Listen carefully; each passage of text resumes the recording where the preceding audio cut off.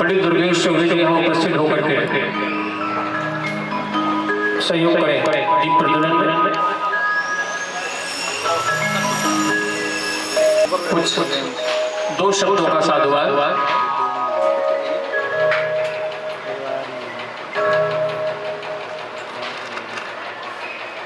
बोलिए सियावर रामचंद्र की मंगलम मंगलम सुंदरम सुंदरम सत्यम शुभम ईश्वरम ईश्वरम।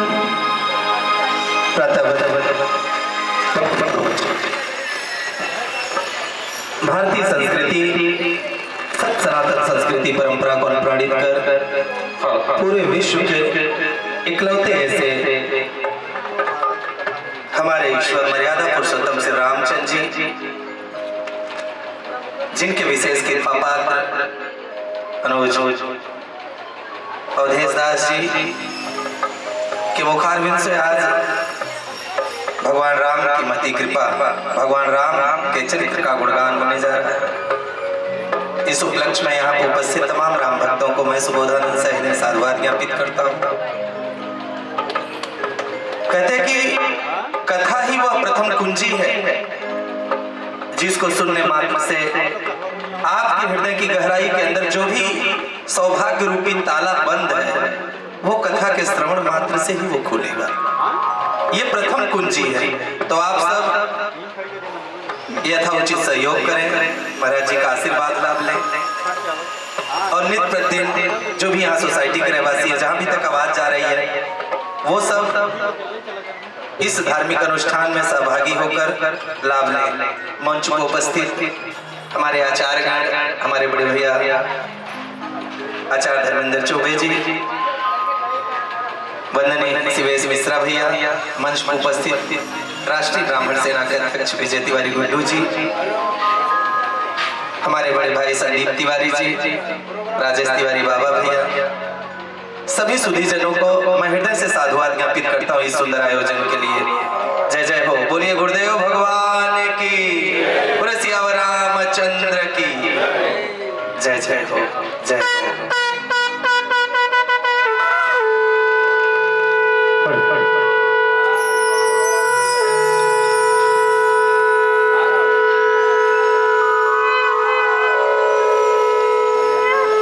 वैसे तो प्रकार में विद्वानों ने बहुत सारी व्याख्याएं की हैं, लेकिन मैं मात्र दो शब्दों में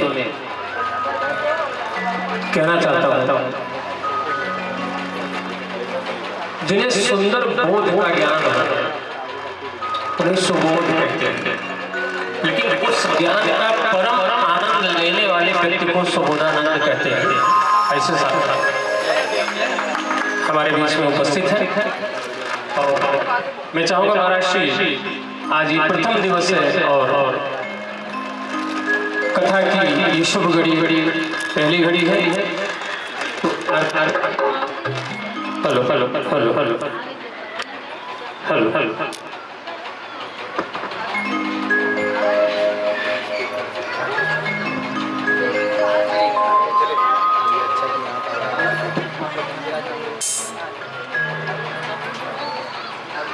तो भगवान की आरती, उसके बाद उपस्थित अतिथियों का सम्मान, फिर आज कथा की शुरुआत करेंगे। मैं चाहूंगा आप जहां बैठे हो वहीं खड़े हो जाएं और भगवान की आरती होने जा रही है। आरती श्री रामायण जी की कीर्ति आरती श्री रामायण जी की कीर्ति ललित ललित श्री गावत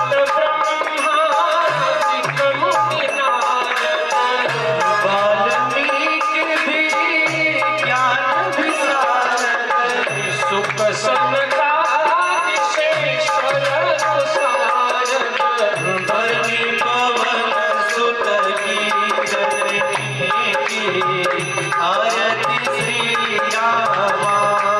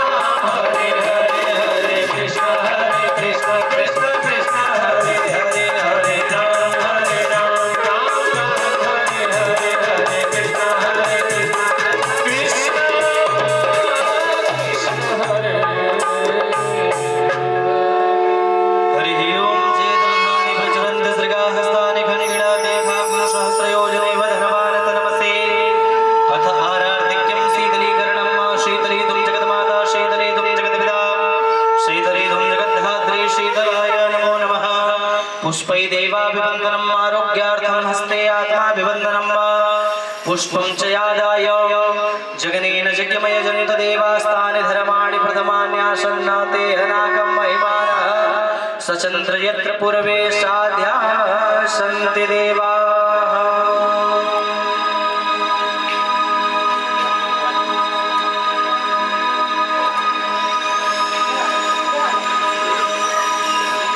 यथाउचित सभी लोग अपने अपने स्थान पर विराजे।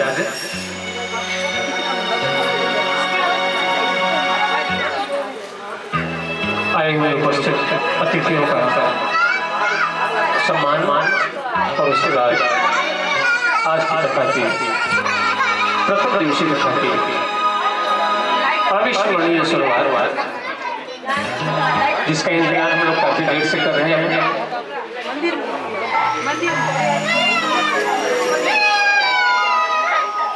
मैं चाहूंगा अवधेशानंद जी महाराज श्री आज आप अपने कर कमलों द्वारा साधक सुबोधानंद जी को आशीर्वाद देंगे। विजय तिवारी गुड्डू जी को अपना स्नेह देंगे। कहते हैं पुष्प हार नहीं बल्कि पुष्प की जीत होती है। उपस्थित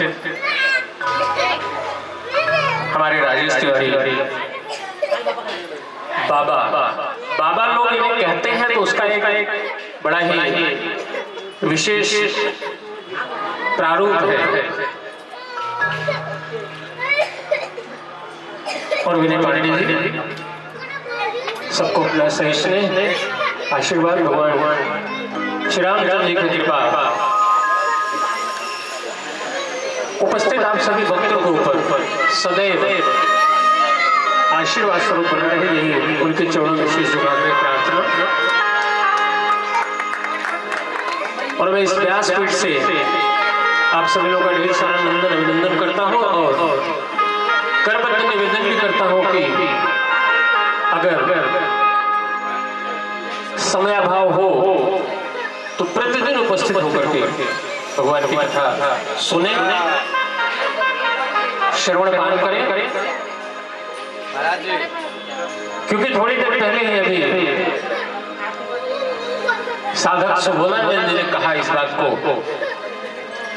कि कथा श्रवण ही पहली कुंजी है और यदि वो कुंजी मिली हुई है तो हम ताला अवश्य खोलेंगे, इसमें कोई संदेह नहीं है।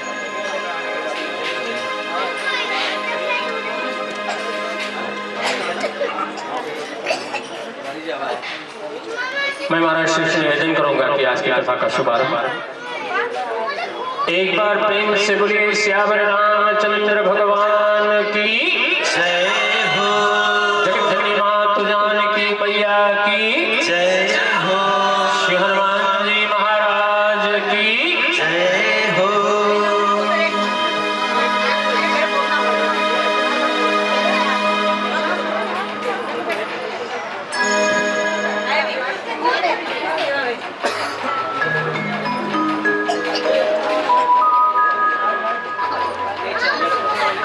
आचार्य श्री विवेक पंडित जी का ही बड़ा ही विशेष सहयोग रहता है कथा में। अभिषेक तिवारी जी तमाम ऐसे प्रकांड विद्वान जिनकी वाणी में साक्षात सरस्वती आकर के बैठ जाती है जब आप वैदिक मंत्रोच्चारण करते हैं।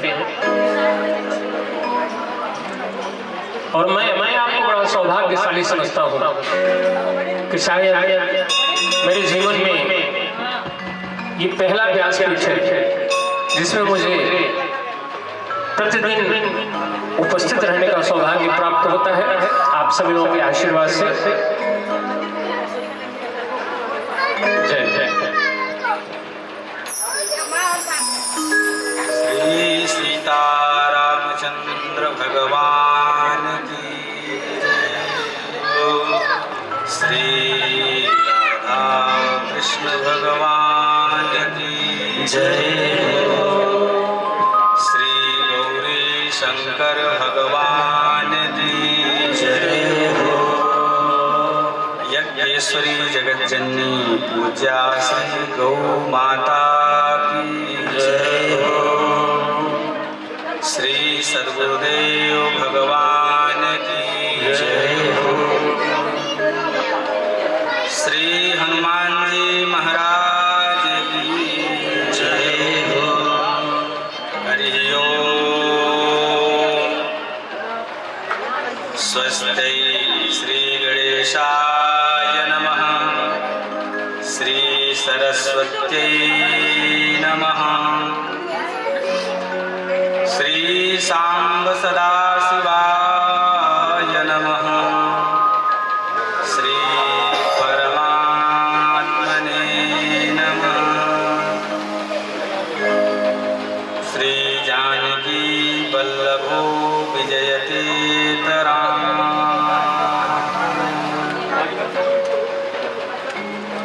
श्री राम कथा रस रसिक प्रभु श्री शंभुनाथ हनुमान। प्रेम सहित आसन धरम सुनहु प्रताप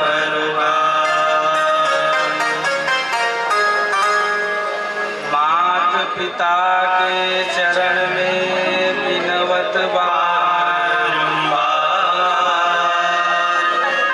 प्रथम गुरु हम जीव के जीवन के दाता।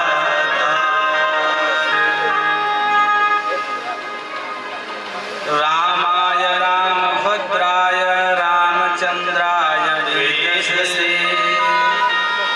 रघुनाथाय नाथाय सीताय नमः। वरदानामर्थ संघानां रसानां छन्दसामपि। मंगलानां चक्रधारो वाणी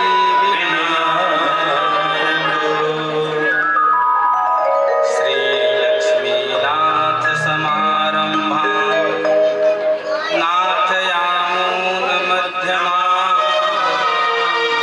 अस्मदाचार्य पर्यन्तां वन्दे श्रीगुरो परम्पराम्।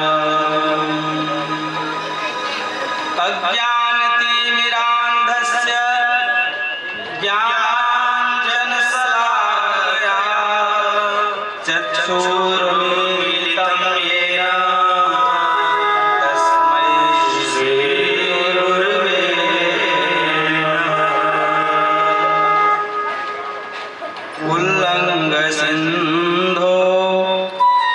सलिलम सलीला यह सुखवरी जनकात्मजाया आदाय ते नैव कलालंका नमामि भगवता जयादेव मनोजवा धृततुल्यवेगा जितेन्द्रियं बुद्धि मताम्बरेशं भूवातामजन्मा नरयूथमोख्या श्रीरामदूतं शरणं प्रपद्ये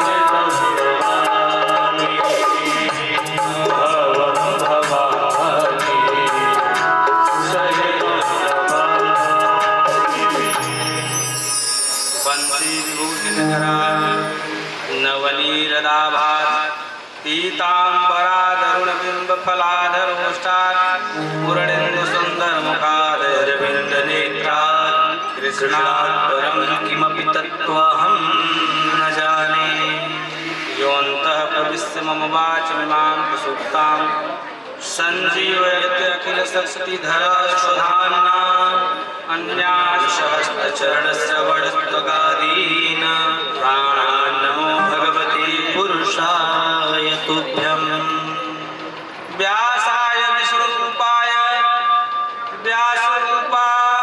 विष्णवे नमो वै ब्रह्महृदये वासिष्ठाय नमो नमः पूजन्तं राम रामेति मधुरं मधुराक्षरम् आरुह्य कविता शाखा वन्दे वाल्मीकिकोकिलम् प्रह्लाद नारद पराशर पुण्डरीक व्यासाम्बरीश सुत सौनक विस्मदालभ्यान् रुक्माङ्गदार्जुन वसिष्ठ विभीषणादीना पुण्यानिमान् परम भागवतान् नमामि वाञ्छाकल्पतरुभ्यश्च कृपा सिन्धुभ्येव च पतितानां पावनेभ्यो वैष्णवेभ्यो नमो नमः नमो गोभ्यः श्रीमतीभ्यः सौरभेभ्येव च नमो ब्रह्मश्लाघ्यश्च पवित्राभ्यो नमो नमः माता रामो मत पिता रामचन्द्रः स्वामी रामो मत सखा रामचन्द्र सर्वस्व मे रामचन्द्रो दयालु नान्यं जाने नैव जाने न जाने गिरा अर्थ जल बीच समकहियत भिन्न भिन्न बंदौ सीताराम पद जिनहि पर्यो प्रिय खिन्न भक्त भक्ति भगवंत गुरु चतुर नाम बपुए इनके पद बंधन किए नाशत वे नयने प्रणमहु पवन कुमार खल बन पावक ज्ञान घन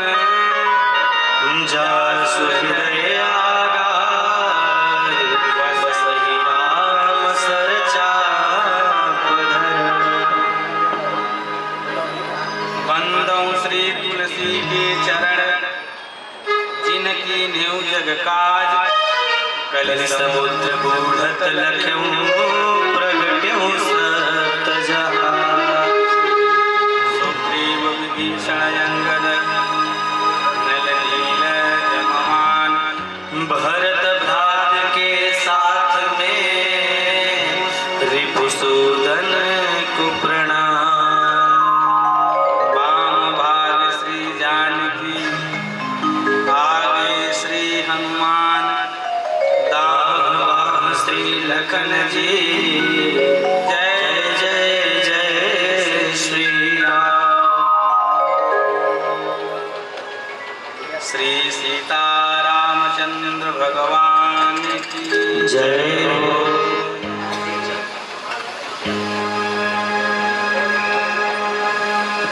हम आप सभी लोग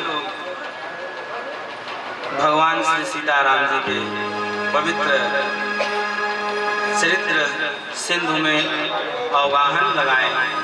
उसके पूर्व अपने मन वाणी को पवित्र करने के लिए भगवान नाम संकीर्तन तत्पश्चात अपनी मति और गति के अनुसार कथा में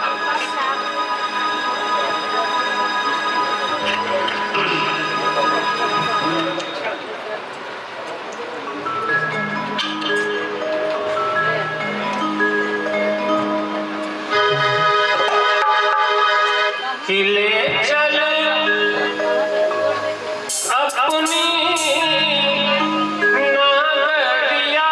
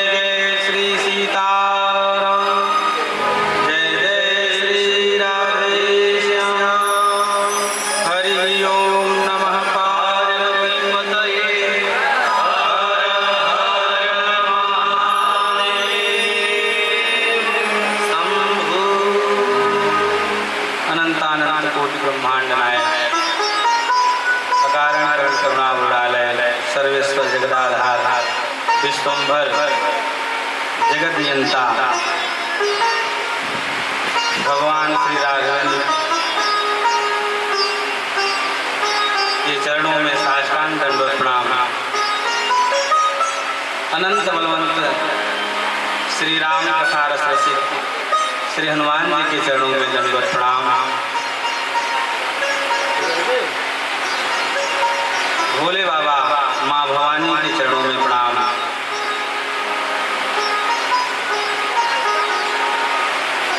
यहाँ पर उपस्थित मातृशक्ति एवं समस्त भक्तगण आचार्य वृंद के चरणों में यथायोग्य यह दास साष्टांग दंडवत प्रणाम करता है।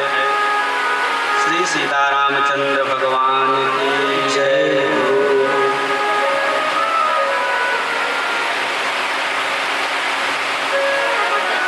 वर्तमान समय की जो पीढ़ी है, वर्तमान में जो हम लोग जी रहे हैं, वास्तव में हम सभी लोग बहुत बड़े सौभाग्यशाली हैं। इसमें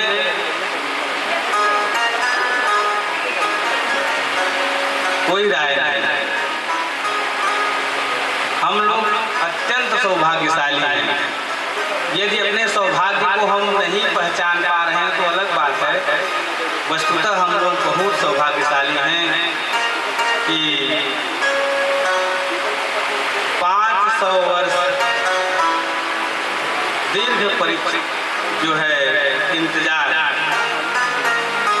प्रतीक्षा, दीर्घ प्रतीक्षा के बाद पता नहीं न जाने कितने लोग इस घड़ी को देखने के लिए अपने मन में लालायित थे, लेकिन इस धराधाम से वे उस लालसा को लेकर के ही यहाँ से विदा हो गए।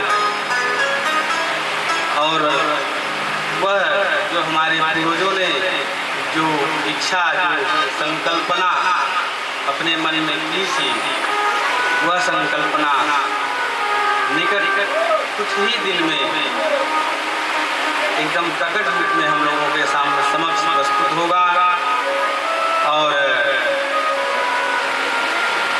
सर्वप्रथम हम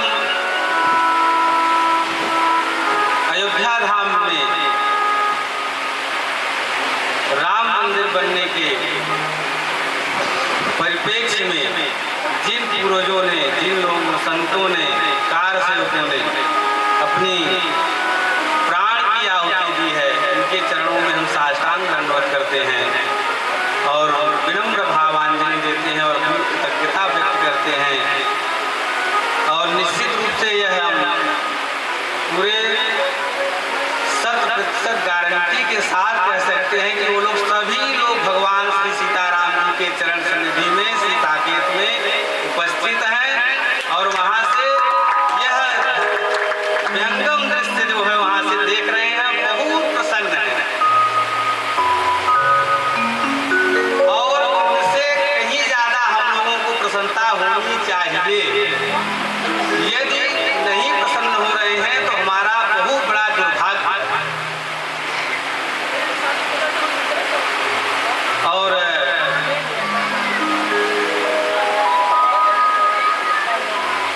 पुनः जो व्यक्ति या जिनकी भी एक छोटी सी भी, एक छोटा सा भी सहयोग उस मंदिर के निर्माण में लगा है,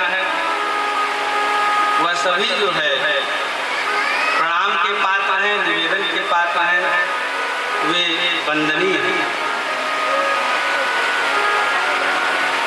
हम लोग यह जो कथा विगत ये लगभग मंचासीन होकर के तो 5वां है मेरा कथा।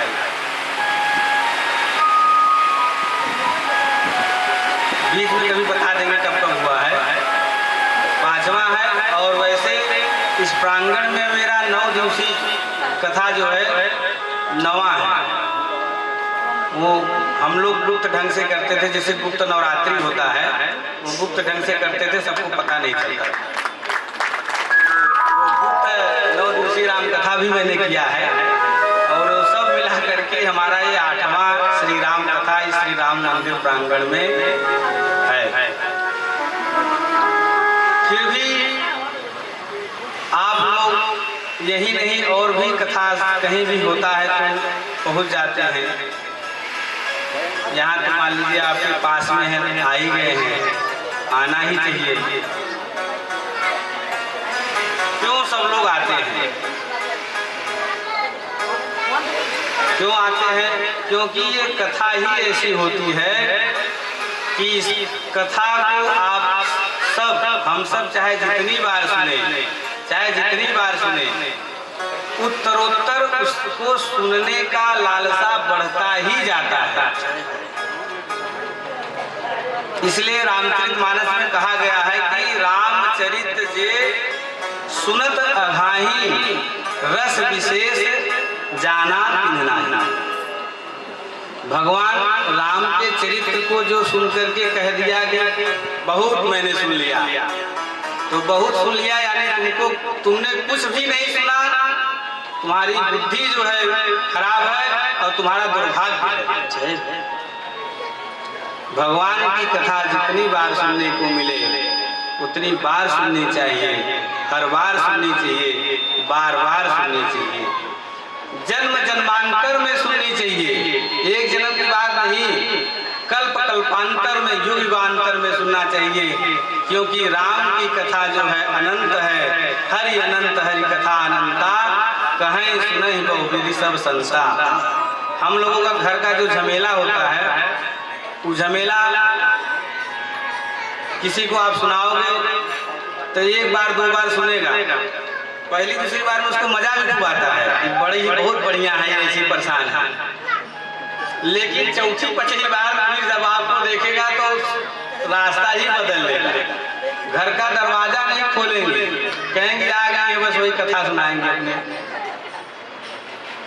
लेकिन भगवान का कथा है कि कोई भी सुनाए, जरूरी नहीं कि बहुत बड़े कथा व्यास के मुख से सुने। आप घर में जो उपस्थित हैं, आपस में परिवार में भी आज के कुछ वर्ष पहले कथा चलता था, परिवार के कोई एक सदस्य कथा रामचरितमानस की चौपाइयाँ गा देते थे और सब लोग बैठ के सुनते थे।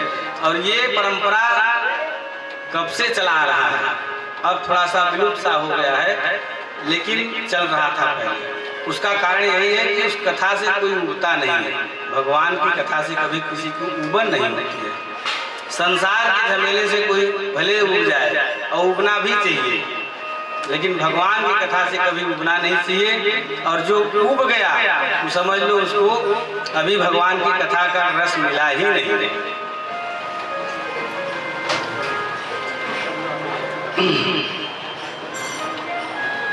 यह श्री रामचरितमानस जो श्री जगत गुरु श्री गोस्वामी तुलसीदास जी द्वारा विरचित है। 7 कांड है इसमें, और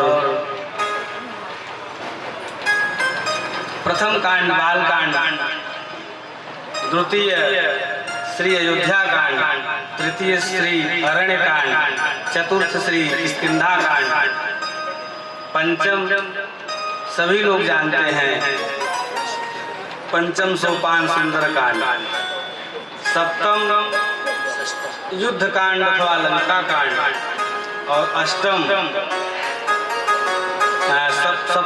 षष्टम युद्ध कांड और सप्तम उत्तर कांड। इनका सबका नामकरण भी विशेष कारण से किया गया है। हर कांड का यह नाम क्यों पड़ा है और उस पर व्याख्यान करने का आज समय नहीं है, क्योंकि बहुत विलंब से कथा प्रारंभ हुआ। लेकिन मंगलाचरण आज पूरा किया जाएगा। कल भगवान श्री भोलेनाथ और माँ पार्वती के साथ विवाह का कथा आप लोगों को सुनाया जाएगा। श्री तुलसीदास जी का परिचय बस इतना ही जान लीजिए कि त्रेता युग में जो वाल्मीकि जी थे वही वाल्मीकि ही तुलसीदास जी के रूप में कलयुग में प्रकट हुए। और किस लिए प्रकट हुए थे? हम लोगों के कल्याण के लिए। क्योंकि वाल्मीकि रामायण इतना कठिन था कि सभी व्यक्ति को वह हृदयंगम नहीं हो सकेगा। इसलिए भाषा में एक उसी रामचरित को गाने के लिए स्वयं वाल्मीकि ही तुलसीदास जी के रूप में प्रकट हुए।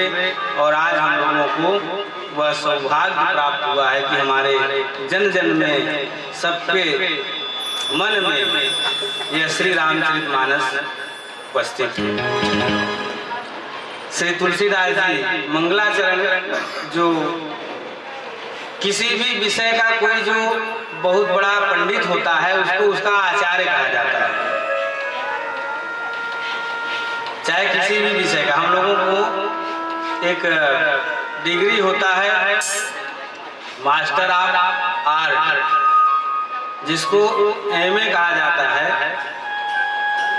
उसी को संस्कृत भाषा में आचार्य कहा जाता है। और किसी भी सब्जेक्ट में व्यक्ति जब मास्टर ऑफ आर्ट कर लेता है तब उसको ये कहा जाता है कि इस विषय के बहुत प्रकांड पंडित हो गए, और इसलिए उस विषय का उनको आचार्य की डिग्री मिल जाती है, उपाधि मिल जाती है। ऐसे ही काव्य में भी सब के अलग अलग उपाधियां हैं। कोई उपमा का आचार्य माना जाता है, कोई जो है रस का आचार्य माना जाता है। तो उसी परिप्रेक्ष्य में श्री तुलसीदास जी को अगर मंगलाचरण का आचार्य मान लिया जाए तो इसमें कोई त्रुटि नहीं होगी, अतिशयोक्ति नहीं होगी। श्री तुलसीदास जी का जो मंगलाचरण है बड़ा विस्तृत है, बड़ा भव्य है। इस संसार में किसी को उन्होंने छोड़ा नहीं जिनके चरणों में उन्होंने वंदना नहीं किया। सबके चरणों में उन्होंने वंदना किया। सर्वप्रथम वो कहते हैं वर्णानाम संघानाम सानाम छंद साम की मंगलानाम च कर्तारौ वंदे वाणी विनायक। वंदे मैं वंदना करता हूँ श्री सरस्वती जी और श्री गणेश जी के चरणों में, क्योंकि एक बुद्धि के देवता है और एक वाणी की देवी है। तो बुद्धि और वाणी बनी रहे सकुशल तभी तो काव्य का लेखन होगा। इसलिए जो है यहाँ पर माँ सरस्वती और भगवान गणेश जी का वंदना करते हैं। इसके बाद 7 श्लोकों में उन्होंने वंदना किया है अन्य लोगों का। और फिर उन्होंने अंतिम श्लोक में 7वें में कहते हैं कि ये जो मैं काव्य लिखने जा रहा हूँ, ये काव्य नाना पुराण का सार सर्वस्व है। जितने पुराण हमने आज तक पढ़े हैं उन सभी पुराणों का सार सर्वस्व है। नाना पुराण निगम सम्मतम निगमागम सम्मतम यद रामायणे विगलितम क्वचित् अन्यतमः।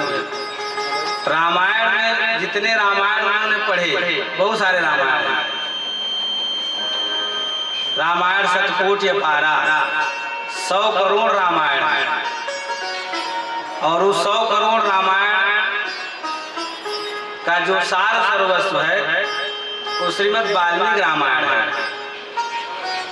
और वाल्मीकि रामायण का ही अध्ययन और अन्य पुराणों का अध्ययन करके सब सार सर्वस्व निकाल करके श्री तुलसीदास जी की भाषा में साधारण जनमानस को समझने के योग्य हो जाए उसी भाषा में उन्होंने यह काव्य लेखन किया। यह एक साधारण काव्य नहीं है। काव्य कहना तो इसकी समझ लीजिए कि बड़ी छोटी उपाधि होगी। यह तो साक्षात वेद स्वरूप है। ये श्री रामचरितमानस साक्षात वेद है। बस वेद में और इस वेद में, उस चारों वेद में और इस वेद में बस यही अंतर है कि उस वेद में सबका अधिकार नहीं है और इस वेद में सबका अधिकार है। चाहे कितना भी पतित हो, चाहे वो कितना बड़ा पंडित हो, सब इसको पढ़ सकते हैं। और स्वांतः सुखाय तुलसी रघुनाथ गाथा। तुलसीदास जी कहते हैं कि मैं अपने सुख के लिए यह रघुनाथ जी का गाथा गा रहा है। तो किसी ने कहा कि रघुनाथ जी की गाथा, संत महात्मा तो सबके सुख की चिंता करते हैं, आप अपने सुख की चिंता कर रहे हैं। तो इसका व्याख्यान यह होगा कि स्वांतः का मतलब स्व अंतःकरण में जो परमात्मा श्री सीताराम जी विराजमान हैं, उनके सुख के लिए मैं यह चरित्र गा रहा हूँ। और श्री सीताराम जी को जिन्होंने प्रसन्न किया, वो समझ लो संपूर्ण विश्व को प्रसन्न किया। हम लोग क्या करते हैं, अपने संबंधियों में एक को प्रसन्न करने का कोशिश करते हैं, दूसरा नाराज हो जाता है। और यही चल रहा है, पूरा जीवन भर यही चल रहा है। काका को प्रसन्न करते हैं तो छोटा वाला काका नाराज हो जाता है, मौसा से प्रसन्न करते हैं फूफा नाराज हो जाते हैं, दीदी को प्रसन्न करते हैं जीजा नाराज हो जाते हैं, पत्नी को प्रसन्न करो बेटा नाराज हो जाता है, बेटा को प्रसन्न करो पत्नी नाराज हो जाती है। तो अपने संसार के संबंधों को अगर प्रसन्न करने का हम प्रयत्न करेंगे तो एक को प्रसन्न करेंगे, दूसरे अप्रसन्न ही रहेंगे। सबको हम प्रसन्न करने का काम ये कभी कर ही नहीं सकते। सबको अगर प्रसन्न करना है तो राम जी को प्रसन्न कर लो। राम जी प्रसन्न हो गए तो सब लोग प्रसन्न हो जाएंगे।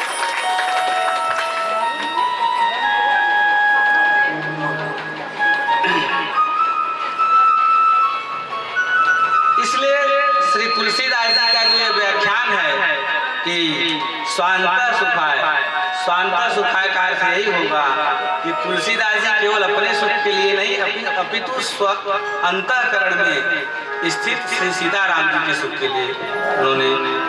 अब सर्वप्रथम किसी भी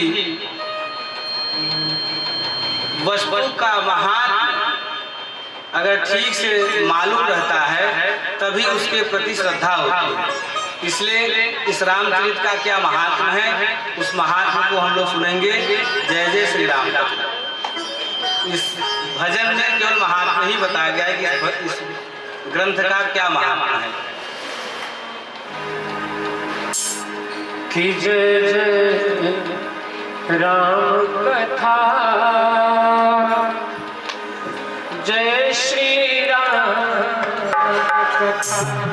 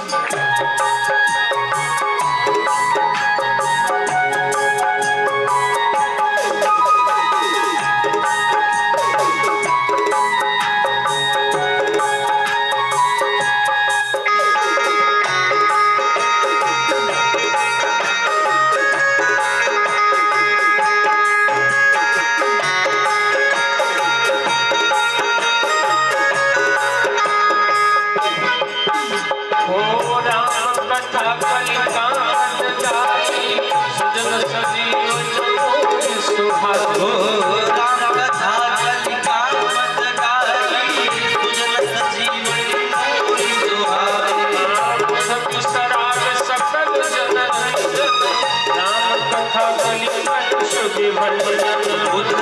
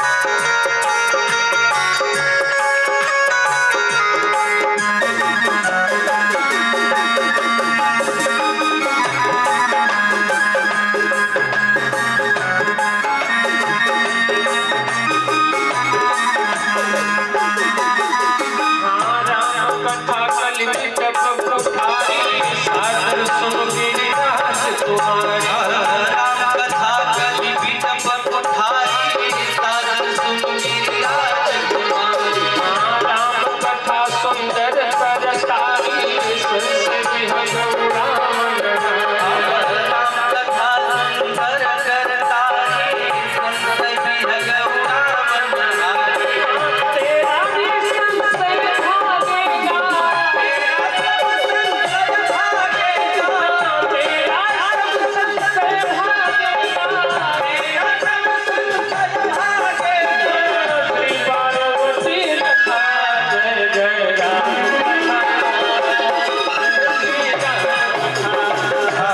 जय जय राम कथा जय श्री राम कथा जय जय राम कथा जय श्री राम कथा तो सब भय रस तब पायम होते परम पावन तब तो सब भय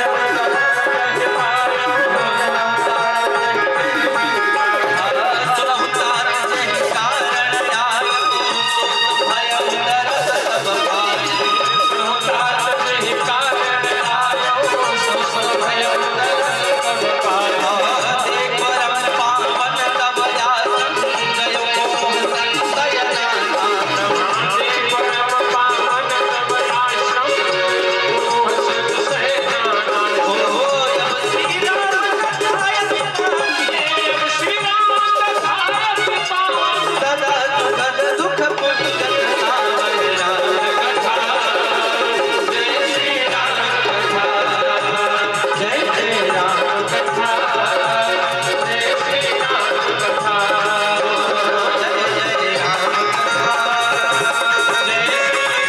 कथा जय श्री राम कथा बोलिए श्री राम कथा महोत्सव की जय हो। इस कथा की विशेषता यही है कि राम कथा कल कामद गाई सुजन सजीवन मूर सुहाई। ये जो कलयुग का कल्प वृक्ष है,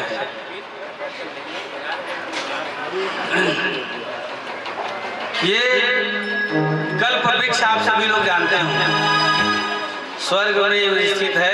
समुद्र मंथन के प्रसंग में प्रकट हुआ था कल्प वृक्ष। कल्प वृक्ष की विशेषता यही है कि उसके नीचे बैठ करके कोई कुछ भी कामना करता है संसारिक वस्तु का तो उसको प्राप्त, स्वर्ग पर्यंत जितनी भी वस्तु वो प्राप्त मांगेगा मिलेगा, स्वर्ग के ऊपर नहीं मिलने वाला। इंद्र का जो लोक है उस लोक के ऊपर जो ब्रह्मा का लोक होता है, उसके बाद फिर वैकुंठ होता है। तो स्वर्ग तक तो आपको सब कुछ दे देगा।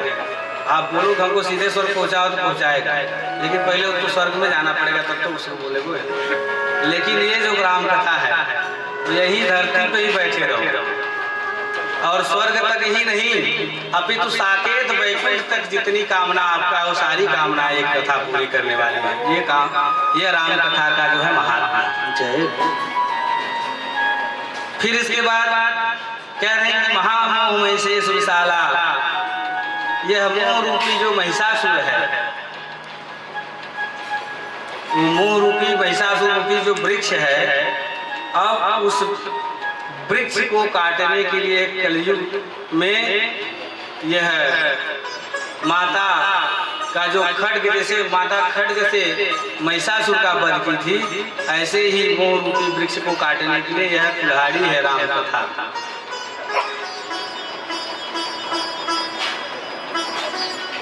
फिर कह रहे हैं कि राम कथा सच किरण समाना संत चकोर करहि जहि पाना। ये राम कथा जो है चंद्रमा के किरण के समान है। देखिए चंद्रमा भी प्रकाश देता है और सूर्य भी प्रकाश देता है, लेकिन इस कथा को चंद्रमा के किरण के समान ही क्यों कहा गया? उसका कारण यही है कि सूर्य का किरण जो होता है वह सब लोग उसका ताप सहन नहीं कर पाती है, उसके तरफ सब लोग देख नहीं पाते। लेकिन रामचरितमानस एक ऐसा चंद्रमा है जिसकी शीतलता सबको आह्लादित करती है। चंद्रमा को देखने के बाद सबको प्रसन्नता होता है।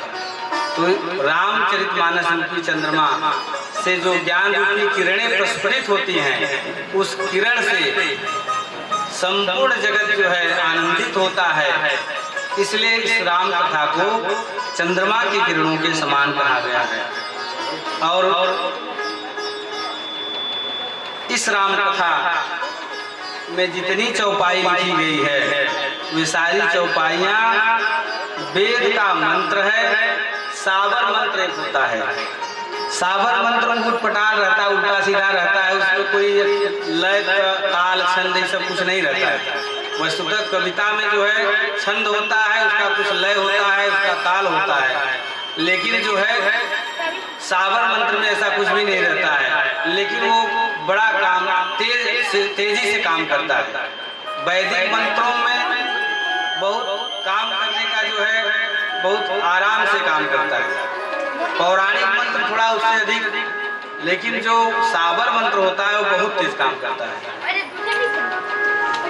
इसीलिए जो आप किसी से झाड़ा लगाने जाते हैं तो ज्यादातर प्राय सब लोग सावर मंत्र से ही झाड़ा लगाते हैं। पता लगा भोजन नहीं हो करने का मन कर रहा है और पता है 2 मिनट में क्या मुंह से बोल दिए कि बस तुरंत आपको भोजन अच्छा लगने लगा। तो इतना तीव्र वो सावर मंत्र। तो इसमें संपूर्ण चौपाई, छंद, दोहा, सोरठा, जो एक एक अक्षर सावर मंत्र है, जिसका आश्रय हम लोग लेंगे तो शीघ्र हमको लाभ प्राप्त होगा। और फिर पंचदेव उपासना की हमारे यहाँ विधि है। विष्णु नारायण के रूप में, इसके बाद सूर्य, गणेश, देवी और शिव जी, इन 5 देवताओं की हमारे यहाँ उपासना हम गृहस्थों को अवश्य करना चाहिए।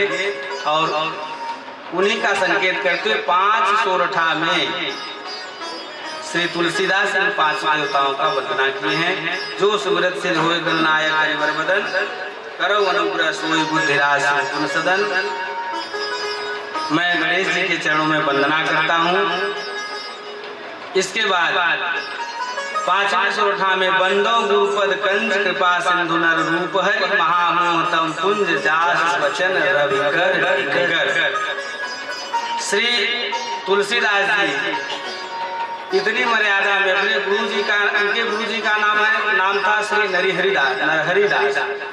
लेकिन जो है सीधे नाम गुरु जी का नाम नहीं लेना चाहिए, अपना नाम नहीं लेना चाहिए, गुरु जी का नाम नहीं लेना चाहिए, अपने बड़े संतान का नाम नहीं लेना चाहिए।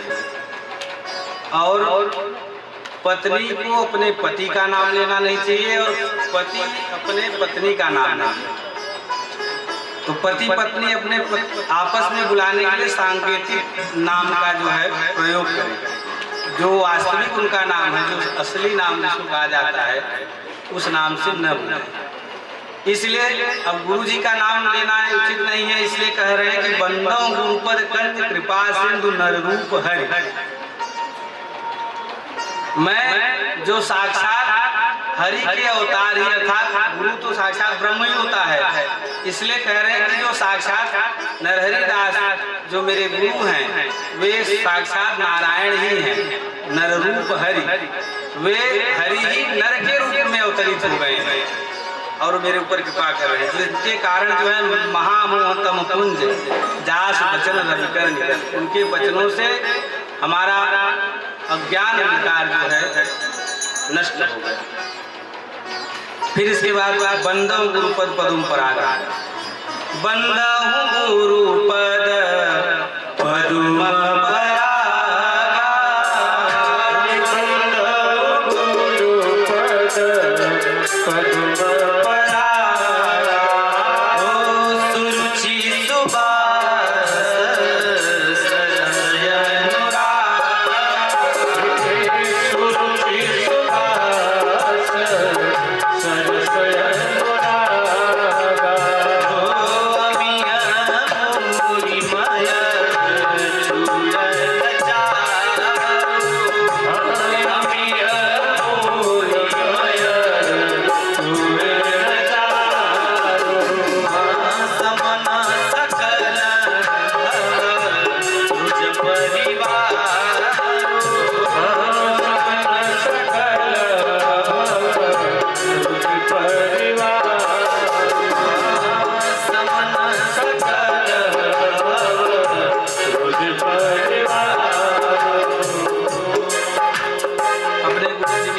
वंदना करते हुए कह रहे हैं, बंदों गुरुपद पदूं परागा।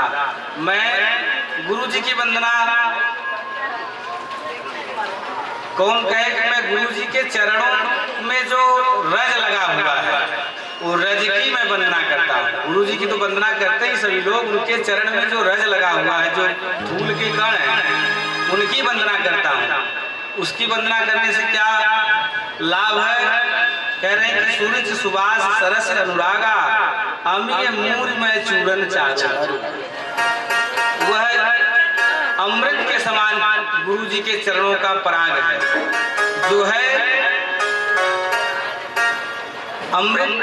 जैसे कोई चूर्ण होता है, उसको खा लो तो रोग मिट जाता है, ऐसे ही प्रभु जी के, गुरु जी के चरणों का अगर पराग कोई अपने जिह्वा पे रख करके उसको ग्रहण कर ले तो उसको जो है संपूर्ण भव रोग उसका जो है नष्ट हो जाता है। समन सकल भव रुज परिवार, रोग का समूल नाश परिवार के साथ नाश हो जाता है। यानी ये भव रूपी जो है शरीर का व्याधि दूर करने के लिए तो गुरु जी वैद्य जी के पास जाना पड़ता है, लेकिन संसार रूपी व्याधि से अगर बचना है तो गुरु जी के चरण कमल के रज का आश्रय लेना चाहिए। और उन गुरु जी के पद नख ज्योति की इतनी महिमा है कि उस पद नख चंद्रिका का अपने मन में स्मरण हो जाए। गुरु के चरण का, उनके स्वरूप का, उनके शरीर का बात छोड़िए, उनके चरण में जो नख है, उस नख चंद्रिका का अगर दर्शन हो जाए, मन में स्मरण हो जाए, तो उस स्मरण मात्र से ही सुमिरत दिव्य दृष्टि ही होती। सुमिरन करते ही दिव्य दृष्टि प्राप्त हो जाती है, और उस दिव्य दृष्टि के प्राप्त होने से संपूर्ण संसार जो है, संपूर्ण ब्रह्मांड जो है आंवले के समान, जैसे हाथ पे आंवला रखा रहे दिखाई देता है, वैसे ही गुरु जी की महिमा से संपूर्ण ब्रह्मांड आंवले के समान दिखाई देने लगता है। और फिर इसके बाद वंदना प्रकरण में श्री गोस्वामी जी ब्राह्मणों की वंदना कर रहे हैं। वंदाहु प्रथम महिषूर चरणा, वंदाहु प्रथम महिषूर चरणा, मोह जनित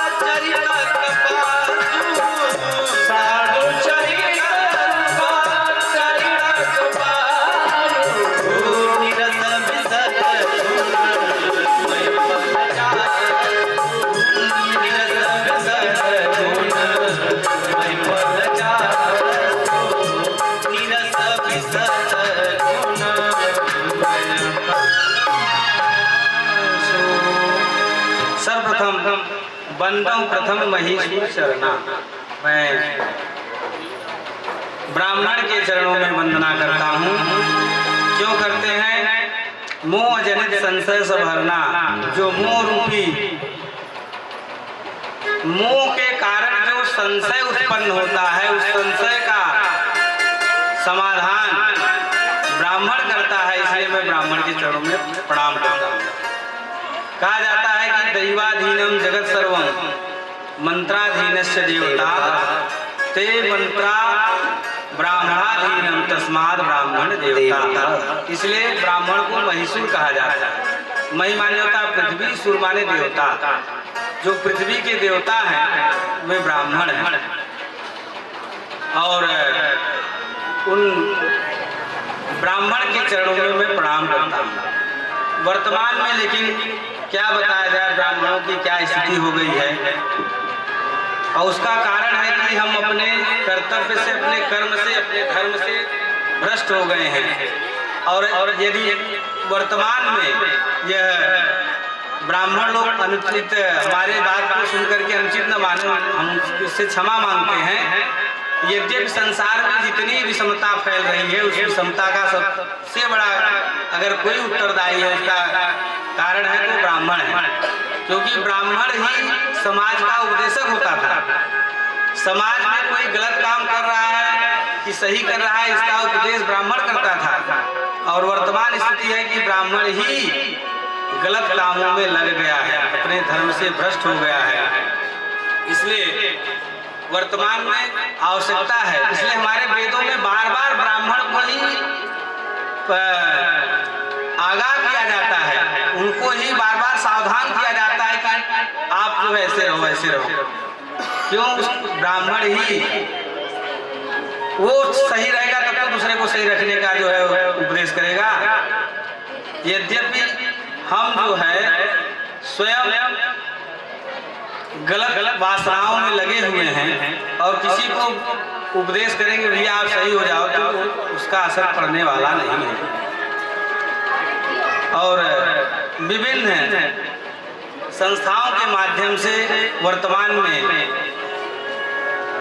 यह प्रयत्न किया जा रहा है कि ब्राह्मण अपने स्वधर्म को अपने धर्म के पथ पर आ जाए।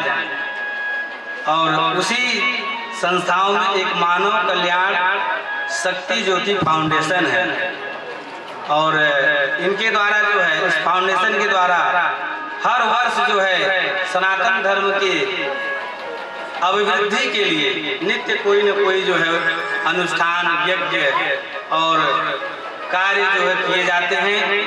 इस बार जो है श्री राम मंदिर अयोध्या में श्री राम लला के श्री विग्रह की प्राण प्रतिष्ठा के उपलक्ष्य में सामूहिक निःशुल्क जनेऊ संस्कार का आयोजन 15 जनवरी 2024 को मकर संक्रांति के पावन पर्व पर आयोजित किया गया है।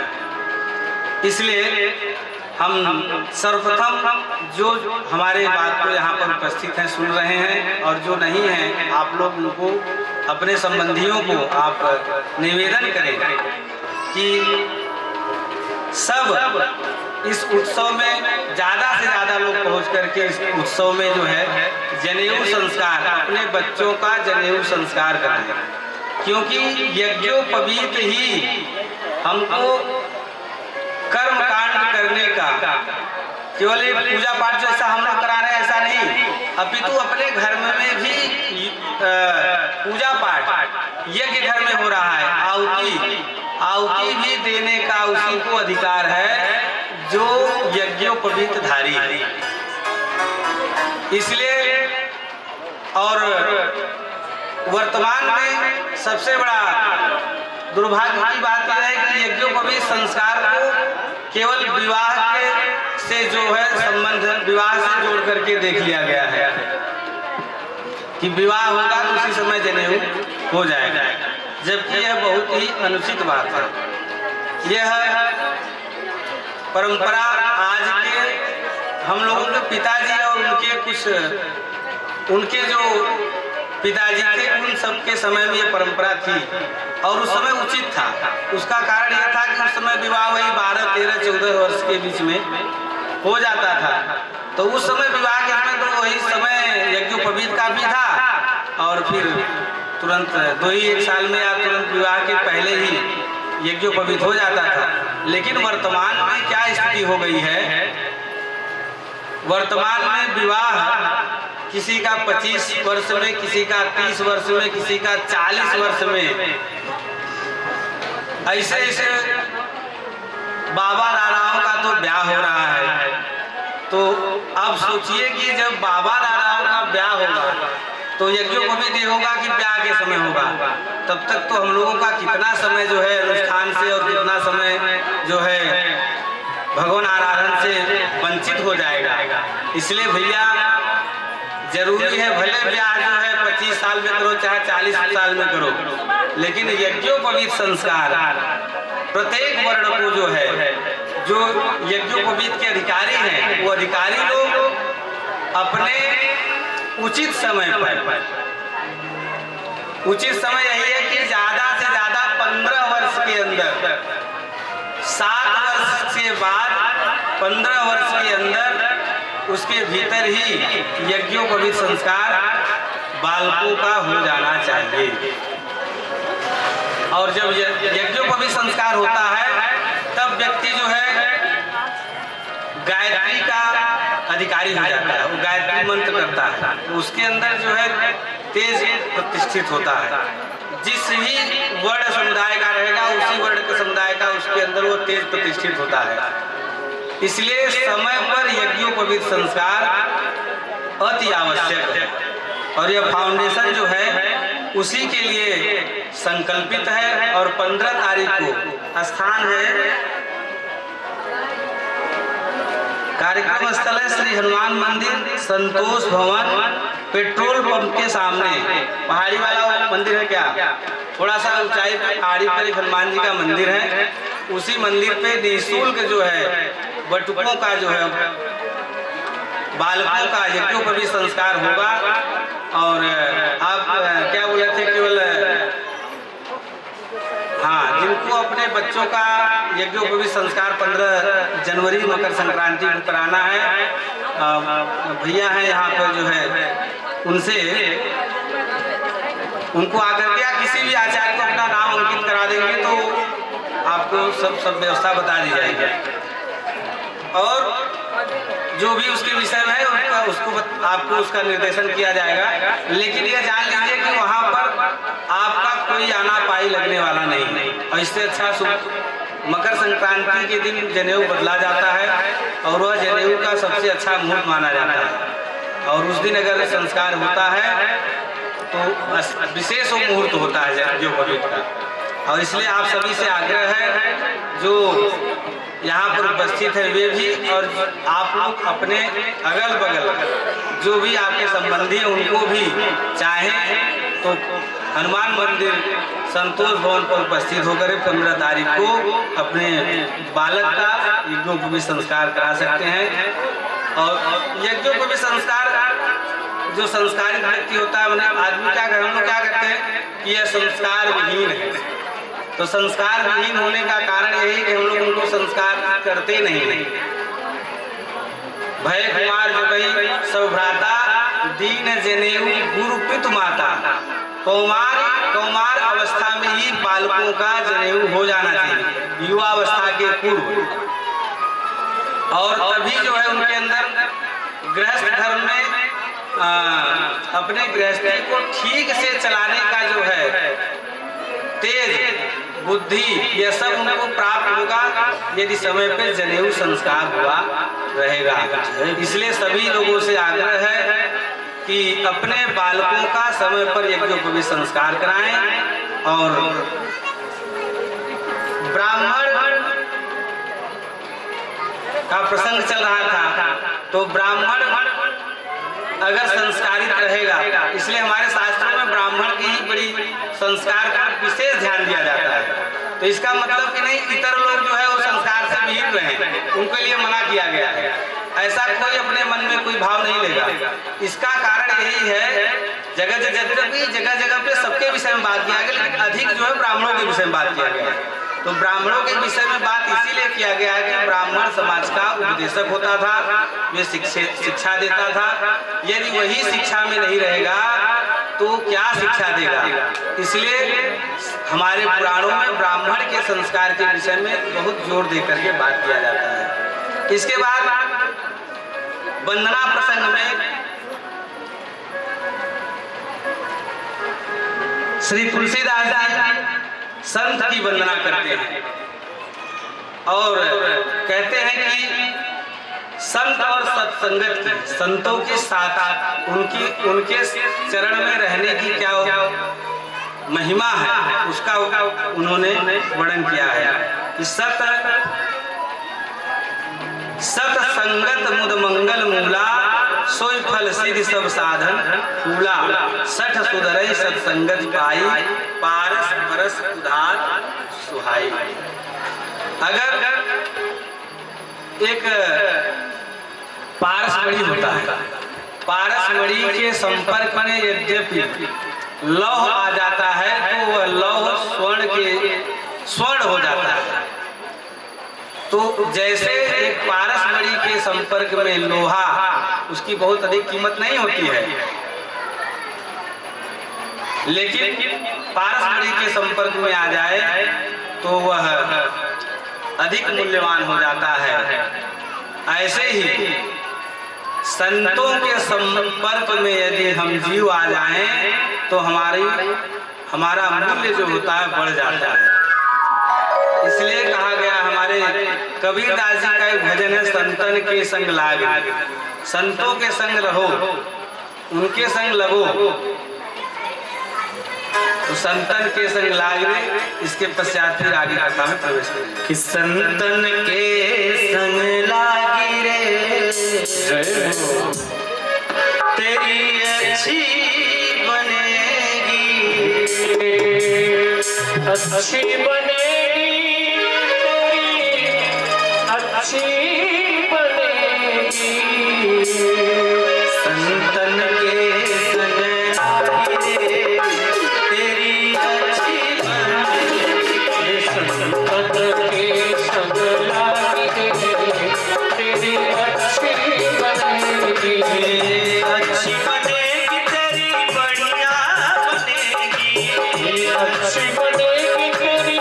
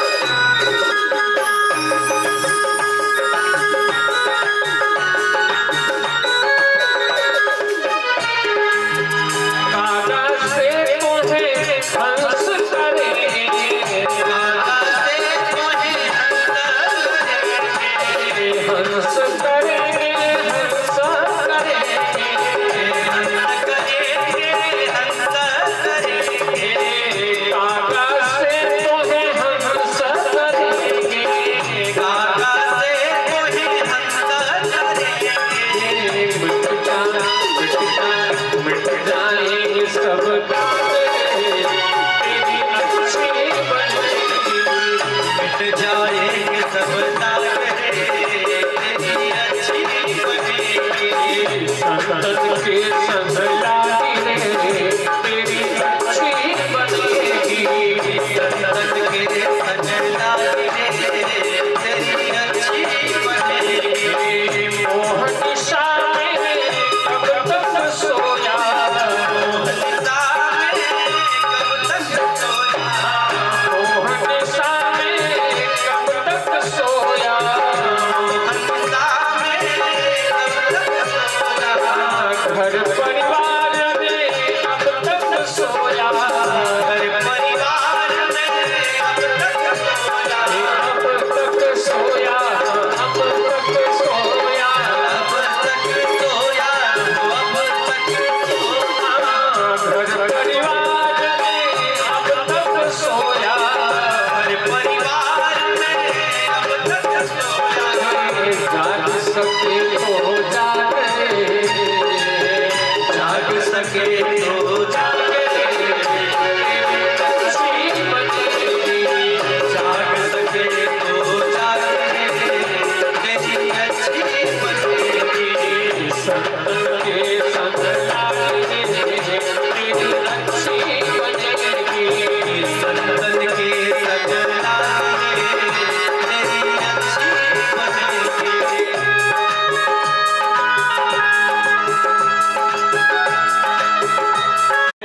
हमसे बड़ा दूसरी संसार में कोई दिखाई नहीं दे रहा, इसका नाम इसमें। और फिर दुर्योधन के पास गए तो कहे कि क्या करे ना महात्मन, ये संसार में हमको कोई सज्जन दिखाई नहीं दे रहा है। अरे कहे तुमको तुम्हारे परिवार में भीष्म पितामह जैसे संत हैं, अरे उनका बात क्या करते हो। फिर युधिष्ठिर का किसी का भी नाम लिए तो उसमें वो कुछ न कुछ कमियां निकाल गया, और उसके नजर में संसार में कोई संत उस समय नहीं था। कब? द्वापर के समय, जिस समय धराधाम के भगवान हैं, उस समय भी कोई उसको संत नहीं मिला। तो भैया जब दृष्टि खराब है तो कभी संत नहीं मिलेगा, और दृष्टि अगर सही है तो आज भी संत हैं। और हर व्यक्ति के अंदर अच्छाई है, ये हमारी दृष्टि के ऊपर है कि वो अच्छाई हम देख पा रहे हैं कि नहीं। और इसके बाद फिर तुलसीदास जी कह रहे कि जो मैं भगवान के गुणों का गान करने जा रहा हूँ, ये बहुत बड़ा जो है काम है। काम तो बहुत बड़ा मैंने ठान लिया है, लेकिन बुद्धि हमारी बड़ी छोटी है। तो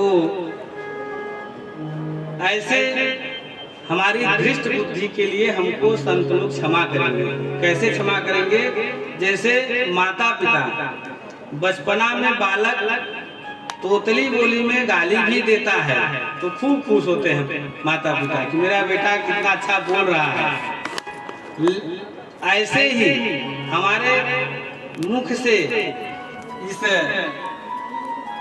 ग्रंथ में कोई भी अगर टूटी फूटी शब्द आ जाए तो उसके लिए संत लोग उस पर नाराज नहीं होंगे, उसके लिए हमें क्षमा करेंगे। जैसे माता पिता अपने बालक की धृष्टता पर नाराज नहीं होते, अभी तो प्रसन्न होते हैं, ऐसे ही संत लोग हम हमारी इस पृथ्वी पर प्रसन्न होंगे।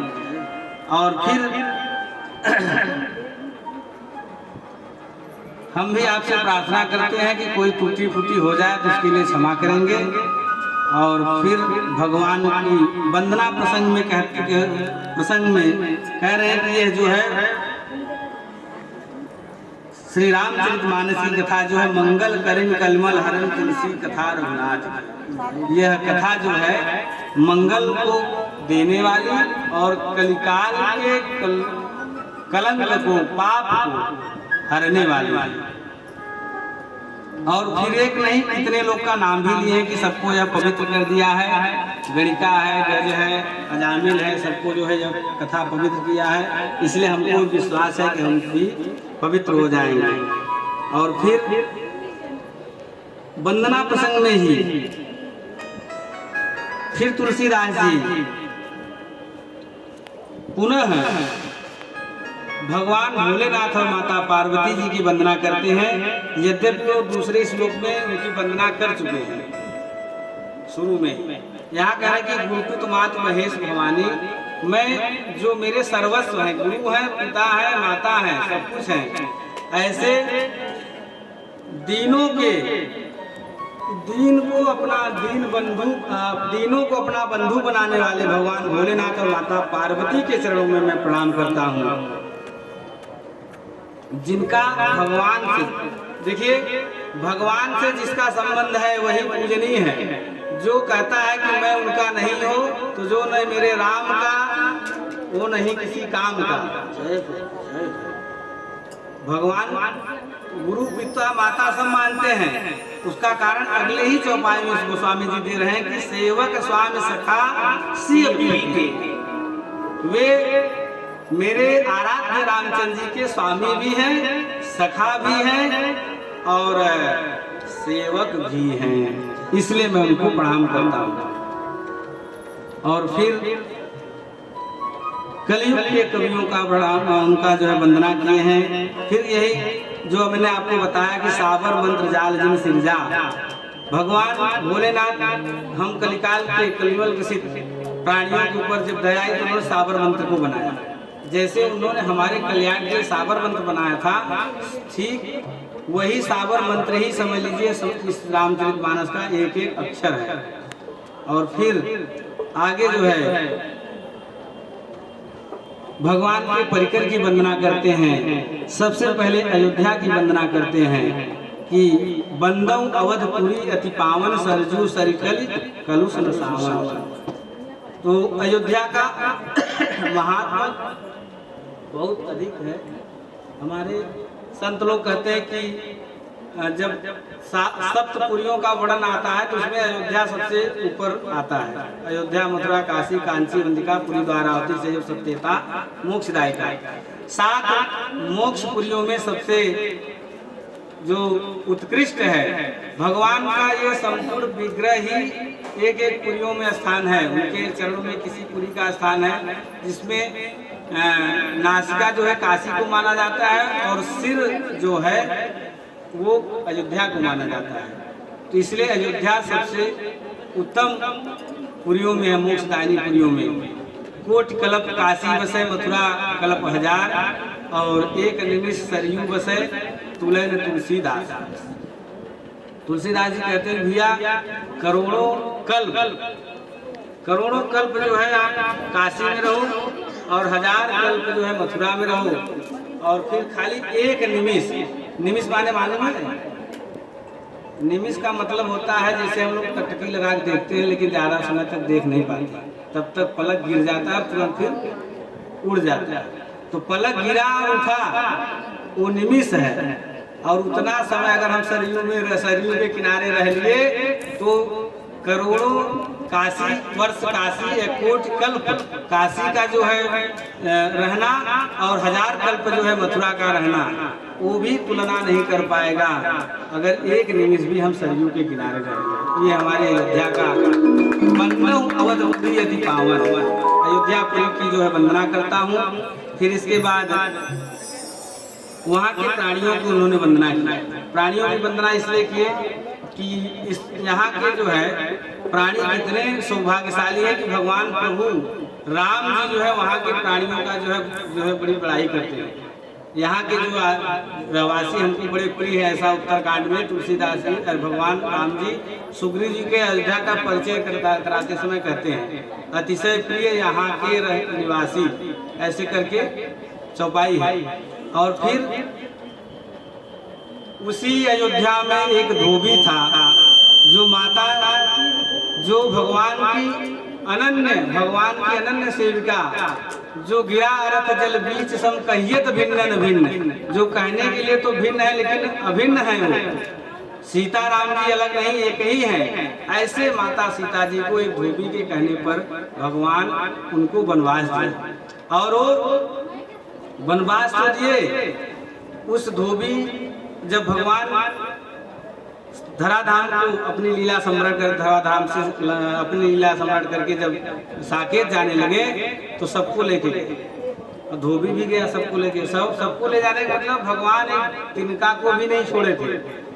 एक तिनका का जो जीवात्मा होता है तिनके में, उस जीवात्मा को भी साकेत भगवान लेके गए थे। और धोबी जब घुसने लगा तो फाटक बंद साकेत का। तो राम जी बोले भैया काहे? अरे बोले ये किशोर जी को इतना जो है लांछन लगाया, ये मूर्ख को हम लोग बैकुंठ में आने देंगे? बैकुंठ का दरवाजा जैसे स्वतः एसी वाला ट्रेन का बंद होता है ना, ऐसे बंद हो गया। और फिर तो राम जी बोले ठीक है कोई बात नहीं, लेकिन अयोध्या के जितने वासी हमको बड़े प्रिय हैं, अगर तुम अपने बैकुंठ इस बैकुंठ में स्थान नहीं दोगे तो मैं दूसरा बैकुंठ बना दूंगा, लेकिन मैं इसको बैकुंठ में ही स्थान दूंगा। तो ये अयोध्या में रहने वाले का महात्मा है। तो भगवान माता जानकी का निंदा करने वाला व्यक्ति के लिए भगवान एक अलग बैकुंठ बना दिए। तो सोचिए हम लोग तो भगवान का कुछ नहीं कुछ सही अंश में तो भगवान का चिंतन कर रहे हैं, हम उनको कुछ कह नहीं रहे हैं। तो सोचिए मेरे लिए क्या कर सकते हैं प्रभु, हम आपके लिए प्रभु क्या कर सकते हैं।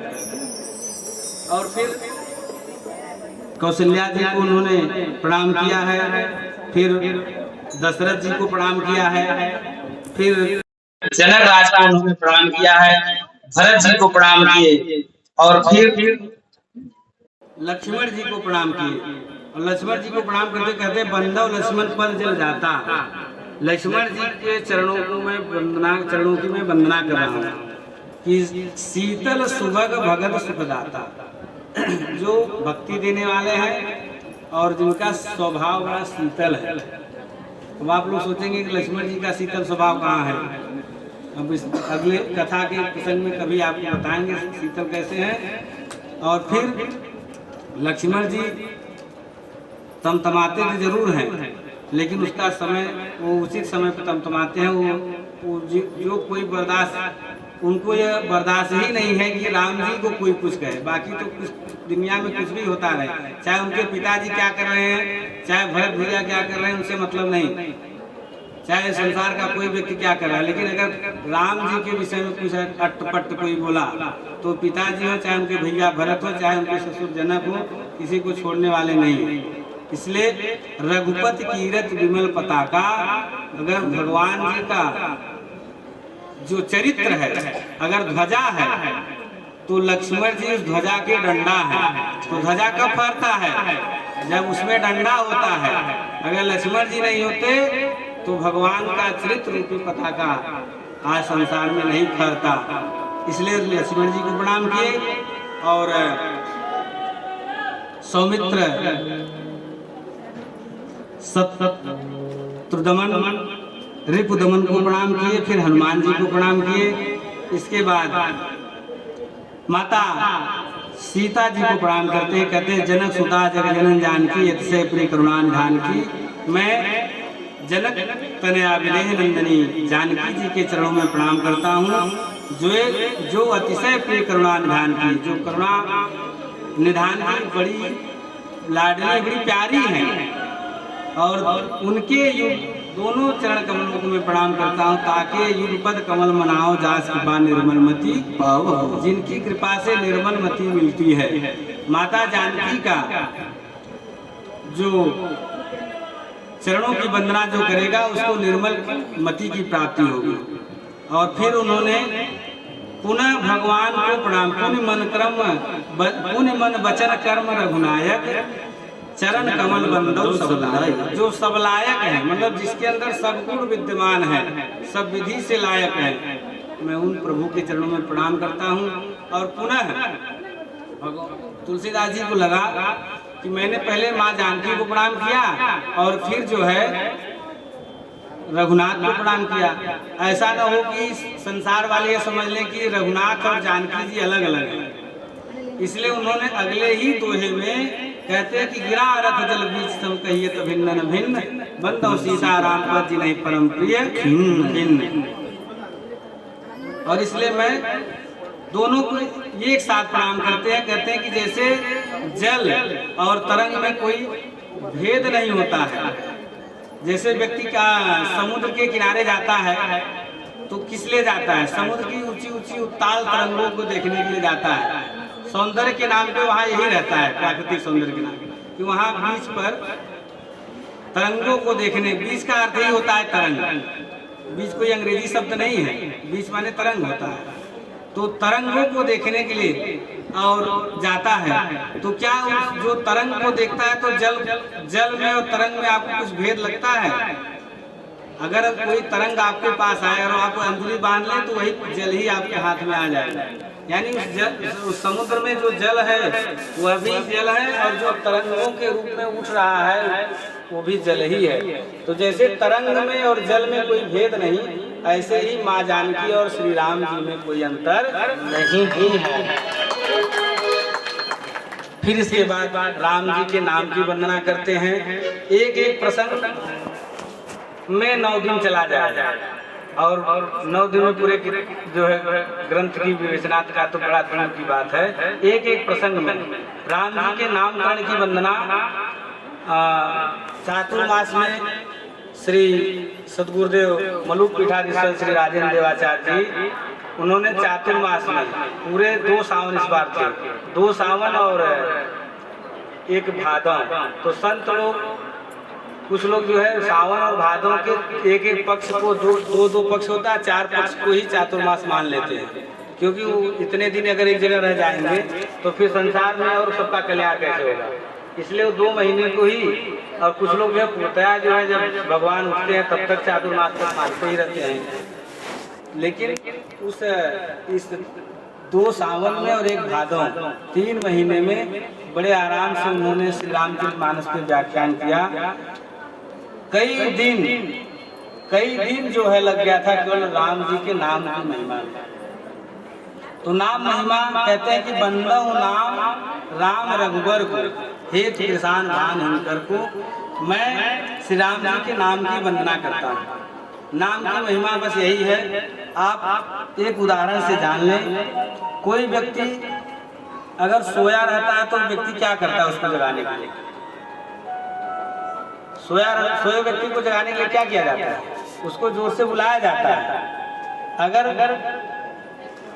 सोया व्यक्ति बुलाने से जाग जाए तो उसके सोने का मतलब क्या निकला? यानी वो सोया नहीं था। और अगर सोया है बुला दिया तो फिर उठाया कौन से? अगर उठ गया तो उठाया कौन से? तो इसका यही आप बस खाली समझिए कि कोई व्यक्ति अगर सोया है और उसका नाम लेके बुला, कभी कभी सोए व्यक्ति के बगल में बहुत तेज डीजे बजता है लेकिन वो सुनता नहीं, उठता नहीं, लेकिन उसका नाम लेके बुलाओ, धीरे से बुलाओ तो भी उठ जाता है। उसका कारण यही है कि उसकी जो नाम की शक्ति होती है वो शक्ति यद्यपि वो बिल्कुल अचैतन्य है, सुसुप्ता अवस्था में है, लेकिन वो नाम शक्ति उसके अंदर प्रवेश करती है और उसको चैतन्य करती है और वो फिर उठ जाता है। तो हम आपके साधारण नामों की यह विशेषता है कि सोए व्यक्ति को चैतन्य कर रहा है, तो भगवान राम जी का जो अचिंत्य नाम है उसकी कितनी विशेषता हो सकती है, इसी से आप लोग अंदाजा लगा लीजिए। इसलिए भैया रात दिन जो है राम राम करो, राम राम के नाम अलावा कुछ भी नहीं है। इस नाम को जो है अपने जिह्वा रूपी देहरी पर रखिए और अपनी जिह्वा पर राम नाम जब रखेंगे तो दोनों तरफ कल्याण होने वाला है, दोनों तरफ प्रकाश। जैसे देहली पर दीपक रख दिया जाता है तो घर के भीतर भी प्रकाश रहता है, घर के बाहर भी प्रकाश रहता है। अगर घर के भीतर कोई लाइट लगा दिया जाए तो उसका प्रकाश बाहर नहीं आने का, और बाहर लगा दिया जाए तो उसका प्रकाश घर के भीतर नहीं जाता। लेकिन देहली पर अगर प्रकाश रख दिया जाए तो भीतर भी प्रकाश करेगा, बाहर करेगा। तो ऐसे ही हमारे शरीर का जो है यह जीवा जो है द्वार है, इस द्वार पर राम रूपी अगर दीपक का प्रकाश रहेगा तो बाहर भी हमारा कल्याण होगा, यानी संसार भी सुखमय हो जाएगा और अंदर यानी परलोक जो है परलोक भी हमारा बन जाएगा। ये राम नाम की महिमा है।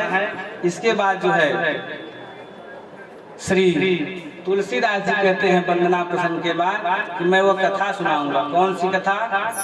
जाग बलि के जो कथा सुहाई, जाग बलि के जो कथा सुहाई, बरबाज मुनि बरहि सुनाई, बरबाज मुनि बरहि सुनाई, कहीं हम सोई बात बखाई, कहीं हम सोई बागर कथानी सुनहु सकल सज्जन दुख पाई।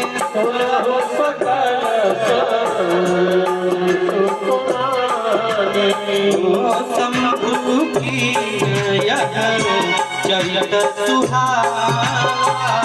शंभु की यह चरित सुहावा। बहुरी कृपा करी मही सुनावा। बहुरी कृपा करी मही सुनावा। सोई शिवका सुंडी दीना। सोई शिव का प्रभु सुंदरी दीना। राम भकर यधिकारी दीना। राम भगत यधिकारी दीना। अब हम आप सबको कथा सुनाने जा रहे हैं। कह रहे हैं श्री तुलसीदास जी की अब मैं कथा आपको कौन सा सुनाऊंगा। महर्षि याज्ञवल्क्य जी महर्षि भरद्वाज को जो प्रयागराज तीर्थराज प्रयाग में सुना रहे हैं वह कथा हम आपको सुनाएंगे। वही संवाद जो सम्मुखी ने चरित प्रकाशा और महर्षि याज्ञवल्क्य जी को कैसे प्राप्त हुआ था उसके पहले जो है शिव जी ने पार्वती जी को सुनाया था और वो परंपरा से चल के याज्ञवल्क्य मुनि को प्राप्त हुआ और वही परंपरा से चल करके फिर शिव जी कागभूषण जी को प्रदान किए थे। वही कथा हम आपको सुनाएंगे। यही कथा हमारे गुरु जी भी हमको सुनाए थे। कह रहे हैं कि मैं पुन निज गुरु सन सुनी कथा सुकर खेत और समुझ नहीं तस बालपन तब अति रहे अच्छी। वही कथा जो है हमको गुरुजी सूकर क्षेत्र में, सूकर क्षेत्र का मतलब होता है चित्रकूट से ही कुछ दूर का वह ग्राम है जहाँ पर उनके गुरुजी का स्थान था। उस स्थान पर उन्होंने यह गुरुजी से उपदेश सुना था यह कथा। और वो कथा जो है हमने उस समय सुनी तो जरूर थी, लेकिन उस समय बालपन यानी बुद्धि उतनी प्रबल नहीं थी, उतनी अच्छी नहीं थी, इसलिए वो समझ नहीं पाया। लेकिन फिर भी तरफ कहे गुरु 12 फिर भी गुरुजी हमको बार बार कथा सुनाते थे। ऐसे भैया कथा एक बार में समझ में नहीं आएगा, बार बार सुनेंगे तब समझ में आएगा। और जब बार बार सुनेंगे तो समुझ परी कसुमति अनुसारा। और जरूरी नहीं है कि सब कुछ समझ जाएंगे, बार बार भी सुनेंगे तो भी उतना ही समझ पाएंगे जितनी खोपड़ी में ताकत होगी। अगर खोपड़ी कमजोर है तो बस यही कहेंगे कि इसमें तो बड़ा नारियों के विषय में, शूद्रों के विषय में बड़ा अपमानजनक शब्द लिखा है, क्योंकि खोपड़ी हमारी बड़ी बड़ी है ही है। और अगर खोपड़ी बढ़िया रहेगी भैया तो फिर समझ में आएगा। अगर बार बार आप सुनेंगे फिर भी समूह परिकत मत अनुसार, अपने मत के अनुसार ही कुछ हमको समझ में आया। जब तुलसीदास जी महाविद्वान जैसे व्यक्ति ऐसा कह रहे हैं कि हमने बार बार गुरु जी के मुख से सुना तब जाकर के हमको कुछ समझ में आया, तो हम आपकी भी क्या बात है, औकात ही क्या है। और कौन तुलसीदास जी? तुलसीदास जी कहने की नाना पुराण निगमागम सम्मतम है। उन्होंने संपूर्ण पुराणों का, 6 शास्त्रों का और 4 वेदों का उन्होंने विधिवत गुरु परंपरा से अध्ययन किया है। और इतनी अध्ययन के बाद फिर भी वो क्या कह रहे हैं कि फिर भी हमको कुछ समझ में आया। तो भैया क्योंकि राम जी का चरित्र ही ऐसा है, चरित्रम रघुनाथ शतकोटि प्रविस्तरम एक एक अक्षरम महापातक नाशनम। फिर इसके बाद कह रहे हैं कि वही